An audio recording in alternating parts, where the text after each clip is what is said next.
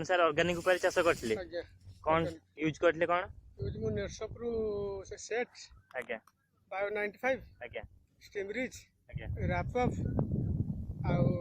intact intact आनी से दिन सब करछि आ कोन यूज करचंती अलग सार भी सब यूज करचंती अलग सारा किछ नै मते खाली कुआइतले जे आज्ञा जे वो दिया लास्ट मोटे एनपीके एनपीके न मिलबार बाध्य कि 250 ग्राम लेखा यूरिया पर गुंठ गोटे गुंठ 250 आगुर आपण गोटे गुंठ रे केते सार यूज करन गोटे गुंठ रे मोर डीएपी जाए 3 केजी हां यूरिया जाए माने आपण एकाधे 75% 80% सार एकाधे गोटे थर करे कमे देछन रिजल्ट केमथि रिजल्ट आपण देखंतु बर्तन मोर पूरा आज्ञा अभी एठी पाखरे हार्वेस्टिंग होची जस्ट हार्वेस्टिंग हबे मोर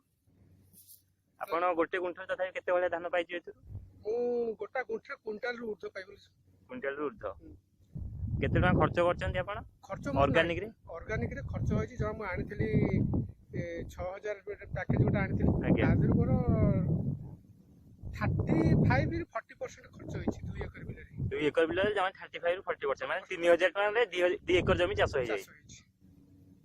आगुर आपण खर्च करंती गोटे एकर जमी केते गोटे एकर रे मोर खाली माने सारा बाबद रे पड़ जाय 5-6000 टका गोटे एकर खर्च जाय सार बाबद खाली 5-6000 टका खर्च होई जाय माने एतेरे 3000 टका ने 2 एकर जमी चाष कर दैचंती आरे वर्ष को सब फसल आपण कोथरे करिवे ऑर्गेनिक करिवे ऑर्गेनिक जाय छी ऑर्गेनिक करिवे ठीक अछि सर आज्ञा सर थैंक यू सर